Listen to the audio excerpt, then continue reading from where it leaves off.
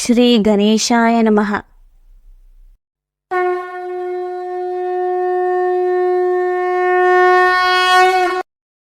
శ్రీభగవానువాచ అశోచ్యానన్వశోచస్త్వం ప్రజ్ఞావాదాంశ్చ భాషసే గతాసూ న గతాసూంశ్చ నానుశోచంతి పండితా.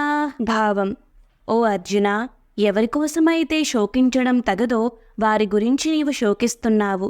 పైగా అన్నీ తెలిసిన పండితుని వలె నీవు మాట్లాడుతూ నీ చర్యలను సమర్థించుకుంటున్నావు. నీకో విషయం తెలుసో లేదో, నిజంగా పండితులు, జ్ఞానులు, అన్నీ తెలిసిన వారు ఇంకా ప్రాణములు పోని వారి గురించి కానీ, ఇంతకు ముందే ప్రాణములు పోయిన వారి గురించి కానీ ఎన్నడూ శోకించరు. ఈ శ్లోకంలో మొట్టమొదటి మాటగా అన్వశోచః అని వాడారు వ్యాసులవారు. అన్వశోచః అంటే శోకించవద్దు, దుఃఖించవద్దు.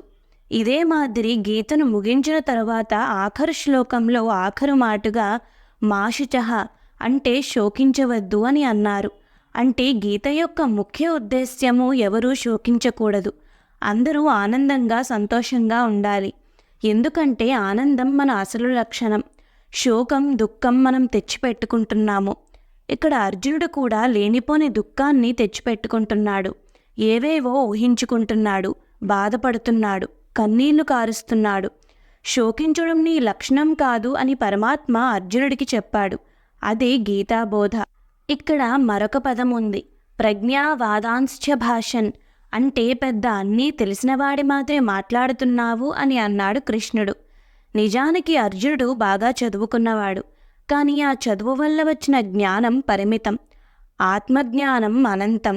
ఆత్మజ్ఞానం అర్జునుడికి లేదు, కానీ తనకు అన్నీ తెలిసినట్టు మాట్లాడుతున్నాడు.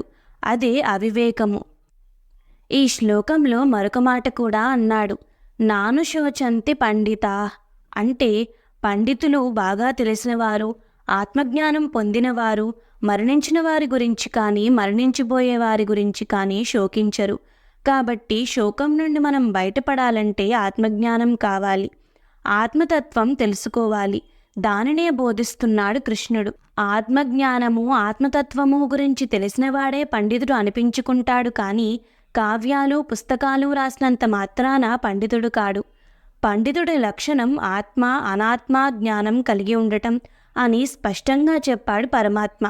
ఆత్మజ్ఞానం గురించి తెలిస్తే ఎవరూ దేని గురించి దుఃఖించరు.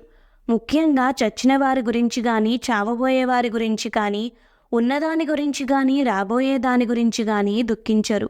అంటే పండితులు దుఃఖించరు. నీవు దుఃఖిస్తున్నావు కాబట్టి నీవు పండితుడివి కాదు. కాబట్టి నేను చెప్పింది శ్రద్ధగా విను అని తన బోధన మొదలుపెట్టాడు కృష్ణుడు. ఓ అర్జున, నీ దుఃఖానికి కారణం నీ అజ్ఞానమే. నీవు స్వర్గసుఖములు, రాజ్యభోగములు ఇచ్చినా ఏ దుఃఖము పోదు అని నీవు అనుకుంటున్నావో అదే అజ్ఞానము. ఆ అజ్ఞానం నుండి సంసారము పుడుతుంది. వెలుగు రాగానే చీకటి పోయినట్టు ఆత్మజ్ఞానం కలిగితే అజ్ఞానం దానంతట అదే అంతరిస్తుంది. దానితో సంసార బంధనములు కూడా నశిస్తాయి అని అన్నాడు కృష్ణుడు. పండితుడు అయిన వాడు పోయిన వాళ్ళ కొరకు కానీ, పోబోయే వాళ్ళ గురించి కానీ శోకించడు. అంటే పండితుడికి గతంతో కానీ, భవిష్యత్తుతో కానీ సంబంధం లేదు. కారణం, పండితుడికి ఎవరితోనూ సంబంధం ఉండదు, దేని మీద ఆసక్తి ఉండదు. నీవు ఎవరి కొరకు దుఃఖించకూడదో వారి కొరకు దుఃఖిస్తున్నావు. క్షత్రియుడిగా యుద్ధం చేయడం, దానివలన ధర్మమును కాపాడడం నీ కర్తవ్యం. వీరు అధర్మ యుద్ధం చేయడానికి వచ్చారు. నీవు వీరితో యుద్ధం చేస్తే వీరు చస్తారు అని అనుకోవడం నీ అజ్ఞానం. అలా అని నీవు ఊరుకోవడం లేదు. అన్నీ నీకు తెలిసినట్టు మాట్లాడుతున్నావు. అది కూడా నీ అజ్ఞానమే అంటున్నాడు కృష్ణుడు. ఇప్పుడు శ్రీకృష్ణుడి ముందు ఉన్న లక్ష్యాలు రెండు. ఒకటి, అర్జునుడిని యుద్ధం చేయడానికి సన్నద్ధం చేయడం. రెండవది, అర్జునుడికి జ్ఞానోపదేశం చేయడం. అందుగాను కృష్ణుడు అర్జునుడికి ధర్మశాస్త్రము, లౌక్యము, తత్వశాస్త్రము ఈ మూడింటిని ఆధారంగా చేసుకుని జ్ఞానబోధ చేశాడు. దానికి గాను రాబోయే శ్లోకములలో తత్వశాస్త్రమును బోధించాడు కృష్ణుడు. రాబోయే శ్లోకాలు అర్థం కావాలంటే తత్వము గురించి క్లుప్తంగా తెలుసుకోవడం అవసరం. ప్రతి మానవుడు చేతనత్వము అంటే కాన్షియస్నెస్ కలిగి ఉన్నాడు. చైతన్యము దేహము కన్నా వేరైనది. దేహము యొక్క భాగము కాదు, దేహము యొక్క ధర్మము కాదు, దేహంలో నుండి పుట్టినది కాదు. చైతన్యం వేరు, దేహము వేరు. చైతన్యం లేకపోతే దేహం పడిపోతుంది. ఉదాహరణకు ఒక లైట్, ఫ్యాన్, ఏసీ, కూలర్ ఇవన్నీ మనకు కనిపించే వస్తువులు. ఇవి వాటంతట అవి పనిచేయవు. వాటిలోకి చైతన్యం అంటే కరెంట్ ప్రవహిస్తే అవి పనిచేస్తాయి. ఈ వస్తువులకు ఉనికిని ఇచ్చి అవి పనిచేసేటట్టు చేసేది మనకు కనిపించని కరెంట్. అదే చైతన్యము. ఈ చైతన్యానికి దేహము యొక్క అవలక్షణాలు ఏవీ అంటవు. మంచి లక్షణాలు కూడా అంటవు. సాక్షీభూతంగా ఉంటుంది. కాబట్టి మానవుడు తనను తాను ఆత్మగా అనుకోవాలి, కానీ శరీరంగా కాదు. ఎందుకంటే శరీరం పడిపోయినా ఆత్మ ఉంటుంది కాబట్టి. ఆత్మ శాశ్వతము, శరీరం అశాశ్వతము. ఈ విషయం తెలియక అందరూ ఈ దేహమే నేను, నేనే ఈ దేహము అని భ్రమలో ఉంటారు.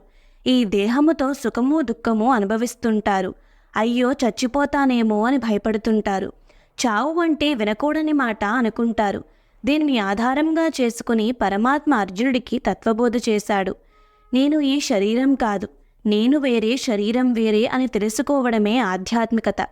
నాకు తెలిసింది, నేను చూసేది నేను కాదు. నేను ఆలోచించేది నాకు తెలుస్తూ ఉంది కాబట్టి అది నేను కాదు. నా ఊహలకు అందనిది, నాకు కనపడనిది అదే నేను అని తెలుసుకోవడమే ఆధ్యాత్మికత. ఇది ఆలోచిస్తే కానీ అర్థం కాదు. సర్వే జనాః సుఖినో భవంతు.